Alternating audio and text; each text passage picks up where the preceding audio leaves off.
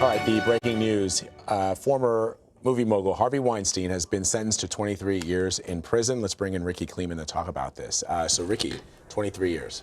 I was shocked. I mean, I know I predicted 10 to 20, and many legal experts have joined me, and that was hedging your bet because people thought, well, you know, his age, first-time offense, his medical condition, that might push him more toward the 10. But it was very abundantly clear that this judge really, from the beginning, has ruled against the defense and the defendant at various points in time. But in addition, what you have here, as opposed to a jury is not supposed to reach a verdict to send a message. That is not their job. A jury is supposed to reach a verdict based on the facts.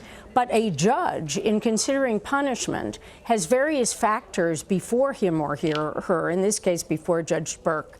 Judge Burke does have to consider, in addition to punishment, rehabilitation, and personal deterrence, he has a legitimate basis to consider general deterrence.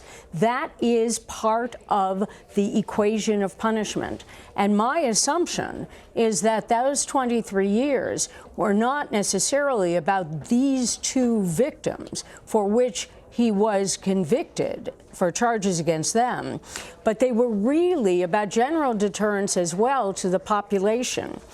You cannot negate the fact that the information about Harvey Weinstein that the prosecution brought forth in its recent letter, plus the years that Judge Burke has sat on this case, hearing motions, reading papers, that he knows about Harvey Weinstein's history as being an allegedly abusive man of both women and men throughout his career, sexually abusive, physically abusive, and verbally abusive.